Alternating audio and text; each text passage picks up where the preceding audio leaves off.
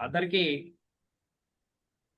శాకంబరి జ్యోతిషాలయ తరపున స్వాగతం సుస్వాగతం పలుకుతున్నాం. ఈరోజు ప్రధానమైనటువంటి అంశము నవగ్రహాలు, శివుని యొక్క తత్వం. నవగ్రహాలకు పరమశివునికి మధ్య ఉన్నటువంటి సంబంధం ఏంటి జ్యోతిష పరంగా అనేటువంటి విషయాన్ని మన ముందు శ్రీ శ్రీ జ్ఞానేశ్వర్ గార్దాస్ గారు ఉన్నారు. ఈరోజు శివతత్వం గురించి, గ్రహతత్వం గురించి మనకు తెలియజేస్తారు గురూజీ. సో అందరికీ శివరాత్రి సందర్భంగా శుభాకాంక్షలు. అలాగే ఆ పరమాత్ముడు పరమశివుడు అయినటువంటి ఆయన యొక్క అనుగ్రహం మనందరి మీద ఉండాలని కోరుకుంటూ ఆ పరమశివుడికి మరొకసారి దండం పెట్టుకొని ఆయన మనసులో ధ్యానం చేసుకుని, సో నాకు తెలిసిన ఈ జ్యోతిష్ శాస్త్రం పరమశివుడికి సంబంధం, దాన్ని మనం ఎలా అర్థం చేసుకుంటాం అనేది నాకు తెలిసిన విషయాలు చెప్తాను. జ్యోతిష్ శాస్త్రం మనం ఆకాశంలో ఉన్నటువంటి గ్రహాల గురించి చదువుతాం. ఆకాశం అనేది ఒక పంచభూతాల్లో మొదటి భూతం. మనకి పంచభూతాలు అనగానే ఫస్ట్ ఎవరు త్రిమూర్తుల్లో ఎవరు గుర్తుకొస్తారంటే పరమశివుడు. ఎందుకంటే ఈ పంచభూతాల్ని సృష్టించింది ఆయన.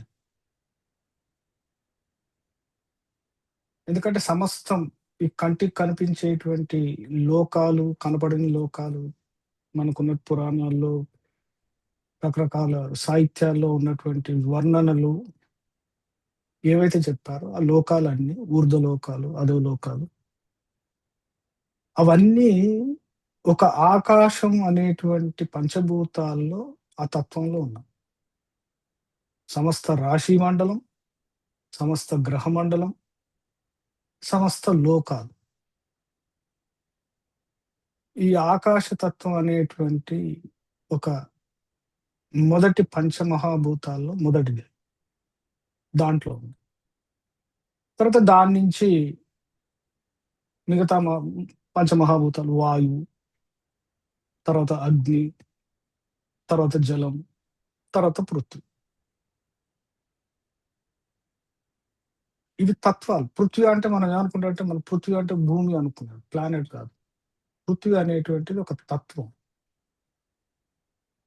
ఈ 5 తత్వాలు అన్ని లోకాల్లోనూ ఉంటాయి. సో అందుకే మహాశివుడు ఈ 5 తత్వాల్ని తన అధీనంలో ఉంటాయి.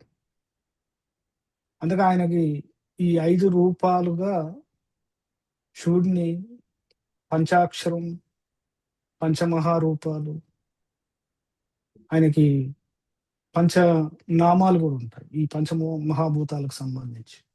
తత్పురుషుడు, తర్వాత ఈశానుడు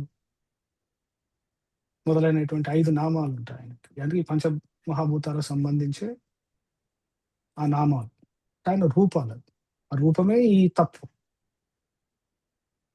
అంటే పరమశివుణ్ణి ఆరాధించటం అనేటువంటిది సమస్త సృష్టిని ఆరాధించటం అని మనకు ముందు అంటే సప్త ఋషుల నుంచి మొదలు పెడితే ఈవెన్ త్రిమూర్తులైనటువంటి బ్రహ్మ కానీ విష్ణువు కానీ వాళ్ళందరూ ఆయనని ప్రార్థించేవాళ్ళు, ఆయన ధ్యానించేవాళ్ళు. ఎందుకంటే ఆయన నుంచి ఉద్భవించినవి కాబట్టి ఆయనే కారణం, ఆయనే దీన్ని స్థితి నిలిపి కాలాన్ని, కొంతకాలం జీవరాశుల్ని లేకపోతే మిగతా దేవదానవుల్ని, సమస్త సృష్టిలో ఉన్నటువంటి అన్ని జీవుల్ని, వాటికి ఆధారం, వాటి ఉనికికి వాటి జీవనానికి, చివరికి వాటి యొక్క లయానికి కూడా కారకుడు ఆయన. అందుకే శివుడి యొక్క తత్వం అర్థం చేసుకోవటం అంటే సమస్త సృష్టిని అర్థం చేసుకోవడం. తర్వాత శివుణ్ణి శివాలయానికి వెళ్తాం, రోజు దర్శనం ప్రార్థిస్తాం. మనకున్నటువంటి పురాణాలన్నీ చదివితే ఏమర్థం అవుతుందంటే అందులో ఆయనను కోరుకుంటే అది ఎంత, దానికి ఒక లిమిట్ అనేది ఉండాలి. ఏది కోరినా ఇచ్చేటువంటి శక్తి ఆయన దగ్గర ఉంది. మనకున్న రకరకాల దానవులు ఏమేమి కోరుకున్నారు, తర్వాత ఏమేమి జరిగింది, అవన్నీ ఎన్నో పురాణాలు ఉన్నాయి. అంటే అందుకే ఏమంటారంటే శివుని దగ్గరికి వెళ్ళినప్పుడు ఏమీ కోరకూడదు. శివాలయానికి వెళ్ళి ఆయనకి నమస్కరించటం, ఆత్మసమర్పణ, డెడికేషన్, భక్తి, ఇవి తప్ప ఆయన నుంచి మనం కోరేంత తాహతు, స్తోమత మనకు లేదు. అందుకే కోరకూడదు అంటారు ఆయన దగ్గరికి వెళ్ళి. ఆయనకి వెళ్ళి నమస్కారం పెడితే నీకేది అవసరమో, నీకెప్పటికి ఏది కావాలో, ఏ టైంకి ఏది అవసరం ఆయన సమకూరుస్తాడు. ఎందుకంటే సమస్త జీవుల యొక్క కాలం, ఎందుకంటే కాలస్వరూపుడు ఆయన, కాలమే ఆయన. తర్వాత ఈ జీవులన్నీ వెళ్ళి అక్కడికే కలుస్తాయి కాబట్టి జీవించినంత కాలం ఏం కావాలనేటువంటిది మనకి, యాక్చువల్ మనకేం కావాలని మనకు తెలియదు. మనకున్నటువంటి మిడిమిడి మిత జ్ఞానంతో ఏది దానికి మన మనసు దేనికి అటాచ్ అవుతుంటో అవే కోరుకుంటాం. అది మనకి తెలియదు, అది మంచి చెడు అని తెలియదు. చిన్నపిల్లాడికి ఎంతసేపు వాడికి అప్పటికి ఏది అవసరమో, ఏదైతే కోరుకుంటాడో, ఏది కనిపిస్తే అది కోరుతాడు. మనం అంతే, మన ప్రస్తుతం ఉన్నటువంటి పరిస్థితులు, మన చుట్టూ ఉన్నటువంటి పరిస్థితులకు ఏది కావాలిస్తే అది కోరుకుంటాం. కానీ అది జీవితం కాదు. ఏది అవసరం, ఏది లాంగ్ రన్ లో మనకి ఉపయోగం అయినటువంటిది మనకు తెలియదు. సో అందుకనికి నమస్కారం పెట్టి జీవితం ఆయనది అనుకుంటే మనకి ఏది అవసరమో, ఎప్పుడు ఏది కావాలో, మన కర్మానుసారం ఏది మంచి చెడు ఆయనకున్నటువంటి విచక్షణ మనకి లేదు.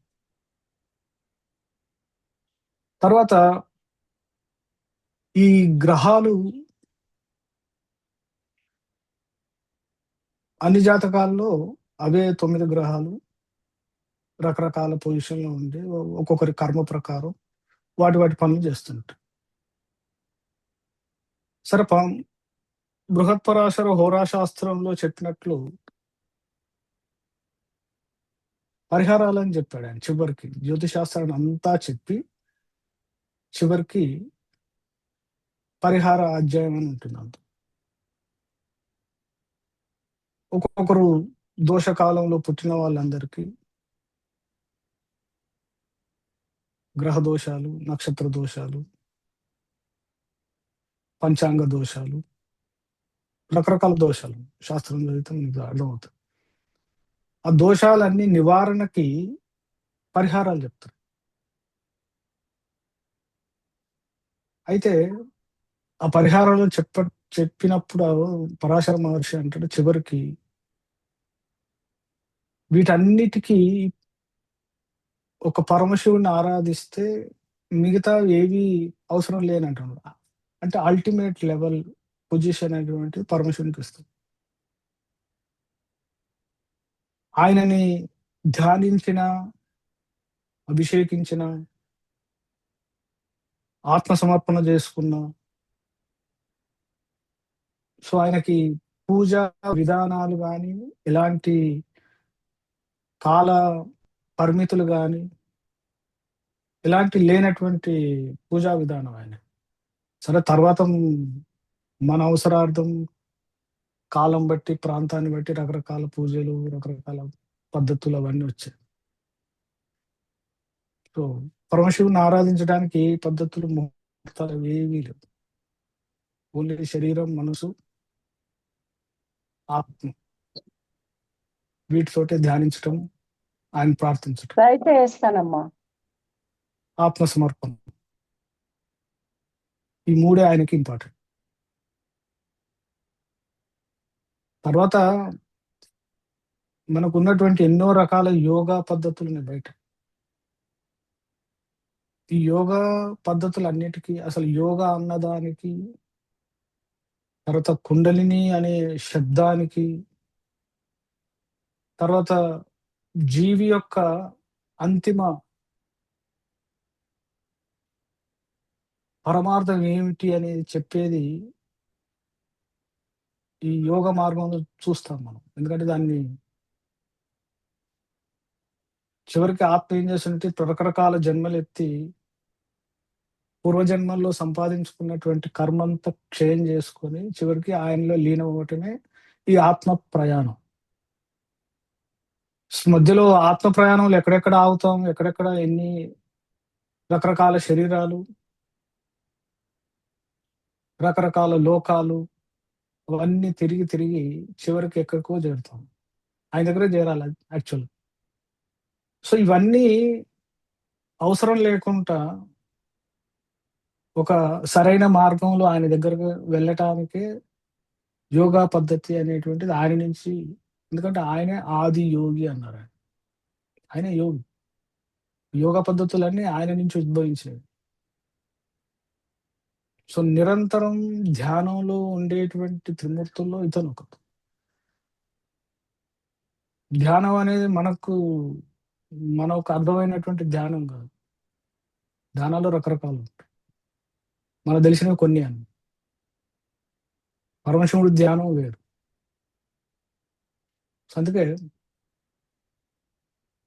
శివరాత్రి సందర్భం అనే కాదు,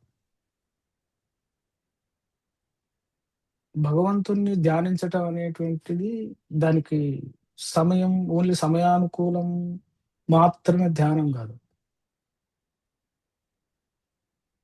శరీరంలో ఆయన ఏమన్నారంటే ఉపనిషత్తుల్లో చెప్తారు కదా, భగవద్గీతలో చెప్తారు, ఉపనిషత్తులో చెప్తారు. ప్రతి జీవి శరీరంలో ప్రాణ రూపంలో ఉన్నటువంటి ఆయన పరమాత్మ. అంటే ఆయన ఎప్పుడు మన శరీరంలో ఉన్నాడు అన్నమాట. దాన్ని మనం అలా అంటే ఆవాహన చేసుకోవటం ఉంటుంది. దాన్ని భగవంతుడు మన శరీరంలో ఉన్నాడు, ఆయన ప్రాణ రూపంలో ఉన్నాడు. ఆ ప్రాణం ఉన్నంతసేపు మన శరీరం అనేటువంటి జీవించుంటాం. దాని ద్వారానే మనం కర్మ అనేది చేస్తుంటాం.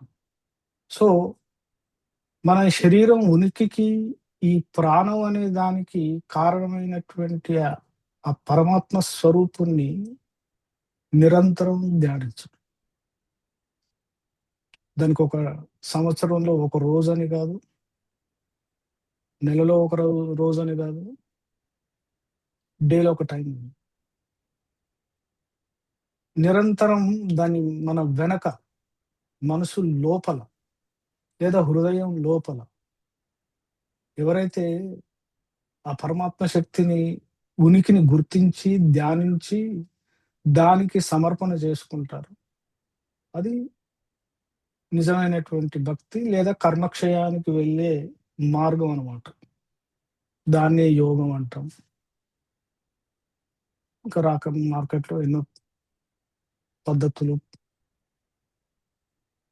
రకరకాల దాన్ని బోధించే గురువులు, దాన్ని అర్థం చేసుకోవటం, తెలుసుకోవటం, అంటే ఒక్కొక్కరికి ఏ విధంగా అర్థమవుతుంది అనేది, ఎలా చెప్తే అర్థమవుతుంది అనేది వాళ్ళ ఇష్టాన్ని బట్టి ఉంటుంది కాబట్టి, వాళ్ళకి అర్థమయ్యే రీతిలో ఉంటుంది కాబట్టి దాన్ని నేర్చుకుంటారు. సో మొత్తానికి పరమశివుడు అనేటువంటిది సమస్త విశ్వం, సృష్టి, ఏదైతే మనకు కంటికి కనిపించేది కనిపించని ఏదైతే ఉందో మొత్తం ఆయనే. సో ఆయనలో భాగమే మనం. అందులో గ్రహాలు కూడా ఆయన సృష్టించినవి.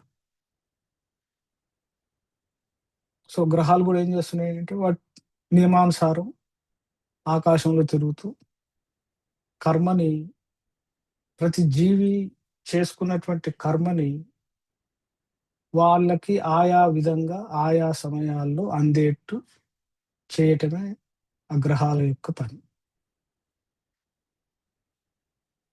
సో, మనకొచ్చే ముందు జన్మలు గాని, లేదా మనం సంపాదించుకున్నటువంటి గత జన్మల్లో ఎన్ని రకాల కర్మలు చేసి సంపాదించుకున్నామో,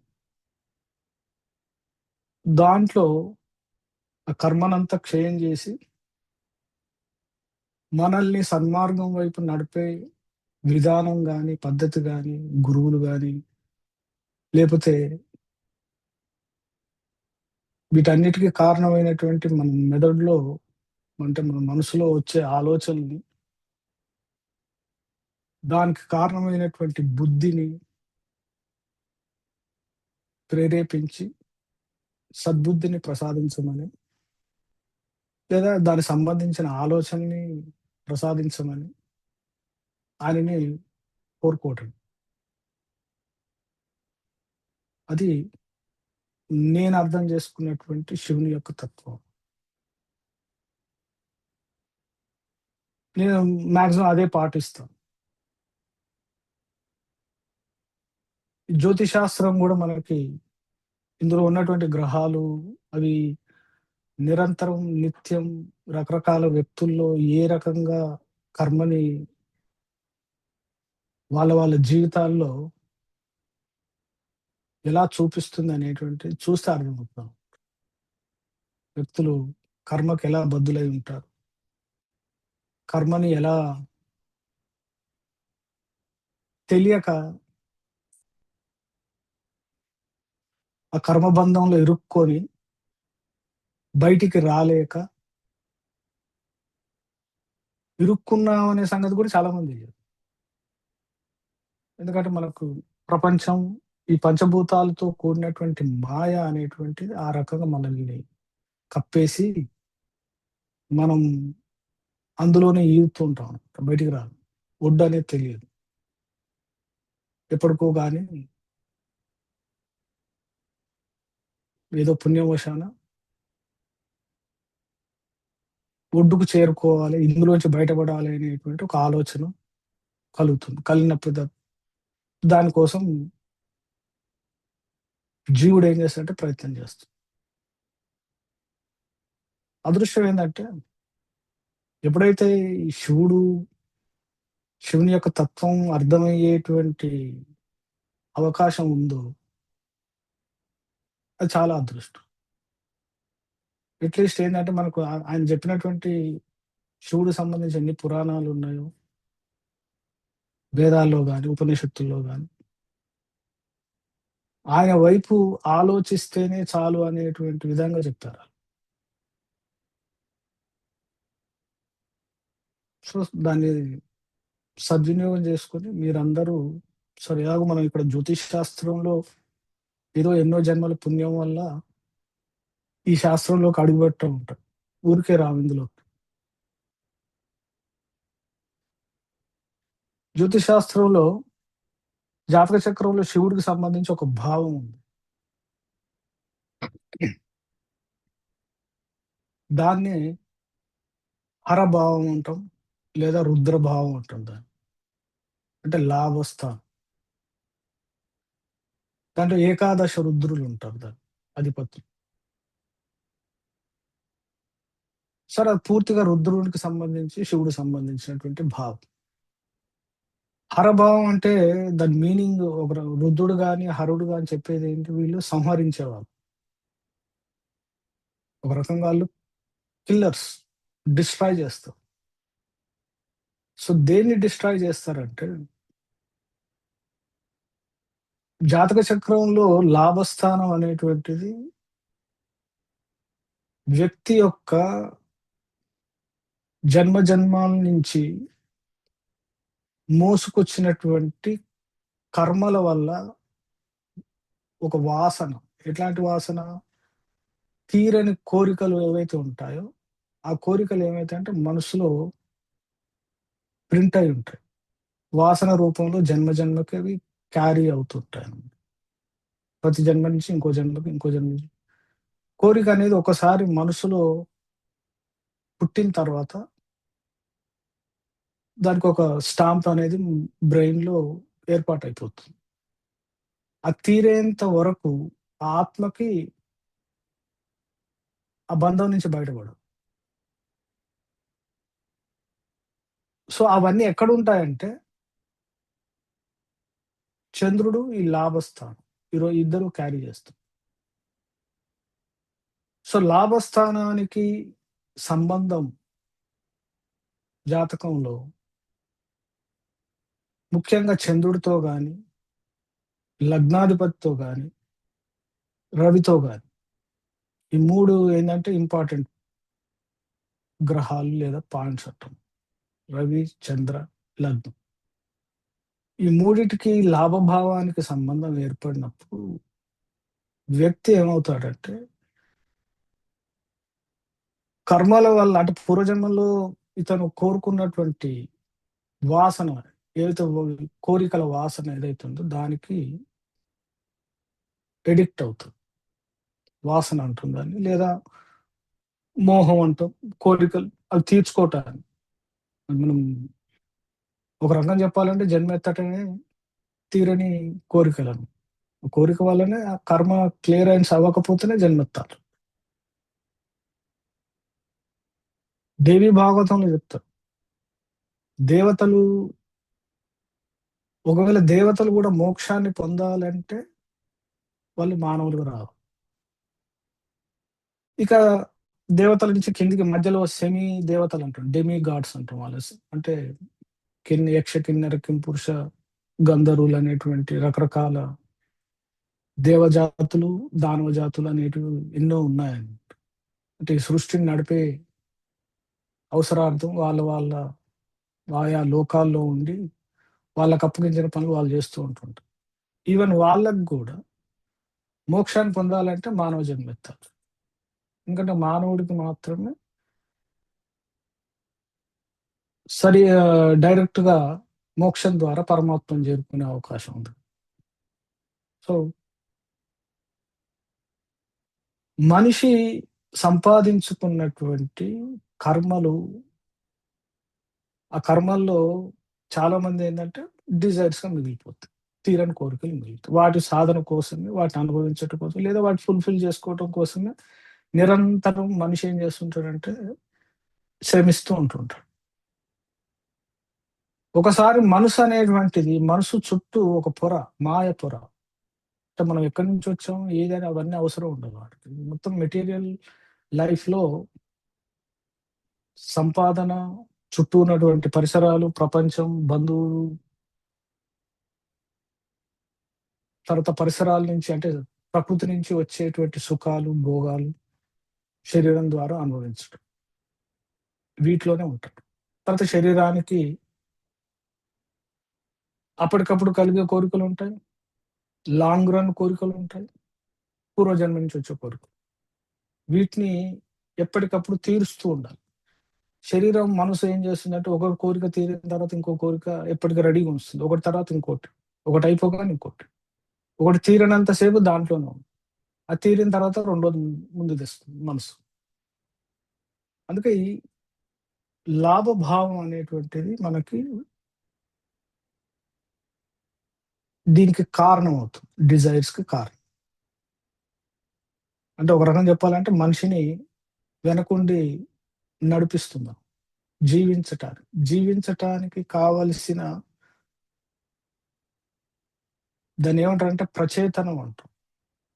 అసలు నేనెందుకు బ్రతకాలే అన్నదానికి రీజన్ ఎవరి కాళ్ళేసుకొని క్వెషన్. ఎందుకు బ్రతుకుతున్నాను? బ్రతకాల్సిన అవసరం ఏముంది? అంటే ముందు ఈ క్వెషన్ రాదు.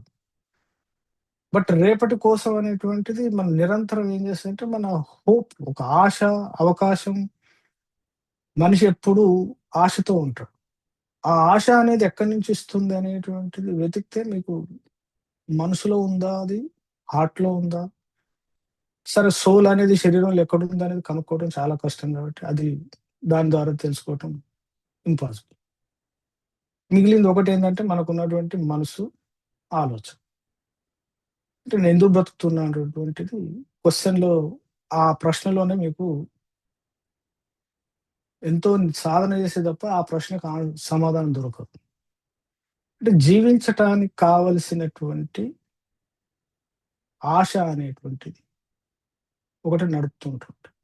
దాన్నే మనం కర్మ అంటాం. కర్మ ఏం చేస్తుందంటే ముందుకు తోస్తూ ఉంటుంది జీవించటానికి. ఎందుకంటే ప్రాణ భయం ఒకటుంటుంది. ప్రాణం పోతుం ఏది చేసి ప్రాణం పోయేటువంటి ఏవైతే ఉంటాయో దానికి చాలా దూరంగా ఉంటాం. అన్నిటికంటే భయంకరమైనదంటే ప్రాణభయం. ఆ భయాన్ని ఛేదించటం చాలా కష్టం. దానికెంతో సాధన, పరిణితి, దైవానుగ్రహంగా. అప్పుడే దాన్ని ఆ ప్రాణ భయం నుంచి ఆత్మ, మనసనేది బయటికి రాదు.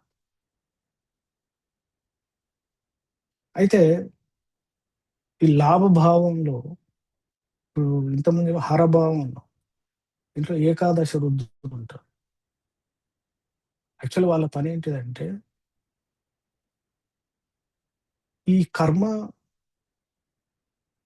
పూర్వజన్మలో అంటే జన్మజన్మల నుంచి సంపాదించిన కర్మ ద్వారా మనం ఏవైతే కోరికల్ని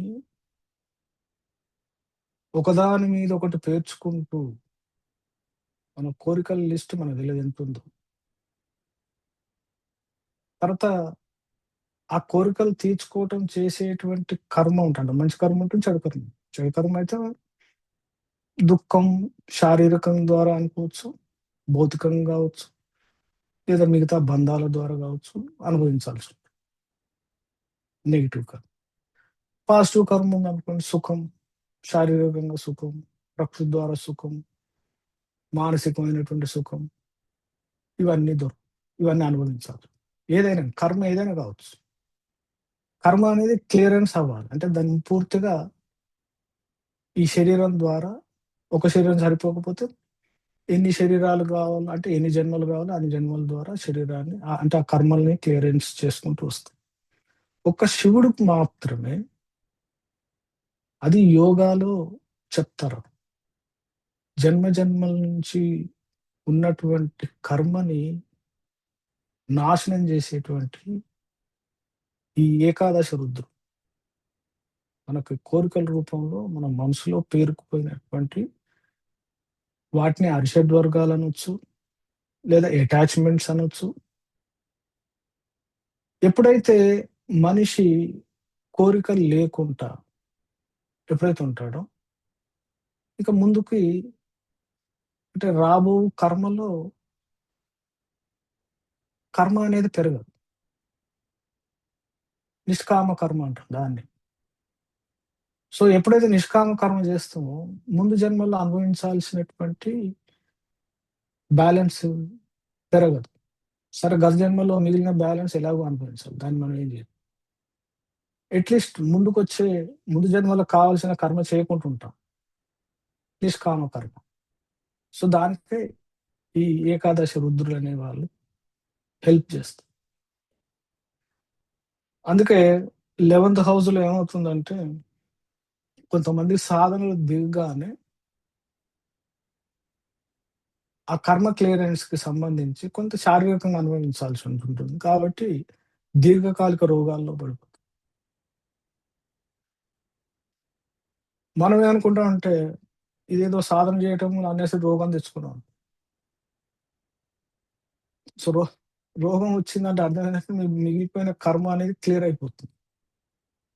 సో మనకున్నటువంటి ఎంతోమంది యోగులు పూర్వకాలం ఎన్నో వందల సంవత్సరాలు, వేల సంవత్సరాల నుంచి ఉన్నటువంటి యోగులు చూసుకుంటే వాళ్ళందరికీ ఈ జన్మకి ఇంక అయిపోవాలి అనుకుంటే ఆ చివరి జన్మలో వాళ్ళందరూ వీలైనన్ని కష్టాలు అనుభవించే ఆ తనువుని చాలించారు. ఎందుకంటే మిగిలిపోయింది బ్యాలెన్స్. బ్యాక్‌లాగ్ అంటాం దాన్ని. కర్మంతా అప్పటికి ఈ జన్మలో వీలైనంత తొందరగా ఇక్కడే కంప్లీట్ చేసుకుంటే అయిపోతుంది. మళ్ళీ వచ్చే జన్మ దాకా ఉంచుకోవాల్సిన అవసరం లేదు. లేదు నాకు సుఖం కావాలి, వచ్చిన కష్టాలను అనుభవించొద్దు అంటే నువ్వేం చేస్తున్నావు? కర్మని పోస్ట్‌పోన్ చేస్తావు. నెక్స్ట్ లైఫ్‌కి ఫార్వర్డ్ చేస్తావు. ఇప్పుడు అనుభవించడానికి రెడీ ఉంటావు. అందుకే శని అనేటువంటిది ఆయన ఏకాదశ స్థానానికి అధిపతి, కారకుడు. కర్మ క్లియరెన్స్ కూడా ఆయనే కారకుడు. కర్మని ఒక క్రమ పద్ధతిలో, నియమిత పద్ధతుల్లో కావలసినటువంటి కష్టం లేదా దుఃఖం వీటన్నిటి ద్వారా నేర్పించి నీకు ఆ కర్మని క్లియరెన్స్ చేస్తాడు. అందుకే శని అనేవాడు మనకి ఆయనే మన జాతకంలో యోగి అని మార్గాన్ని చూపేటువంటి గ్రహం. ఆయన పరమశివుడికి ఒక రకం చెప్పాలంటే పరమశివుడి యొక్క రిప్రజెంటేటివ్. శివుడి రిప్రజెంటేటివ్ అని చెప్పుకోవాలి శని. అందుకే ఎప్పుడైనా ఏలినాటి శని వచ్చినా కూడా, లేకపోతే శని దశ మహాదశ వచ్చినా, శని అంతర్దశ వచ్చినా మనం ఎలా ఉండాలంటే ఆహ్వానించాలి. ఆయన ఎప్పుడు వస్తాడా, మనకి మిగిలిపోయిన కర్మల్ని కాల్చివేసి మనకున్నటువంటి బర్డెన్ని క్లియర్ చేస్తాడు ఆయన. ఇంకా శని మహాదేవుణ్ణి ఎప్పుడు జ్యోతిష్ శాస్త్రంలో తిట్టకూడదు, ఆయన గురించి నెగిటివ్గా మాట్లాడకూడదు. అసలు ఏ గ్రహం నీ గురించి మాట్లాడదు. అందులో శని అంటే ఇంకా ఆయన పర్ఫెక్ట్ నిన్ను అన్ని రకాలుగా బాగు చేయడానికి వచ్చినటువంటి గ్రహం ఆ దశ అంతర్దశ. ఓకే, సో ఎనీవే శివరాత్రి సందర్భంగా మరొకసారి అందరికీ శుభాకాంక్షలు. ఆ శివుడి యొక్క అనుగ్రహం మీ అందరికీ ఉండాలని మనసారా కోరుకుంటూ ఇంతటితో నాది ఉపన్యాసం ముగిస్తుంది. నెక్స్ట్ సార్లు. Thank you Guruji. Thank you sir. Right.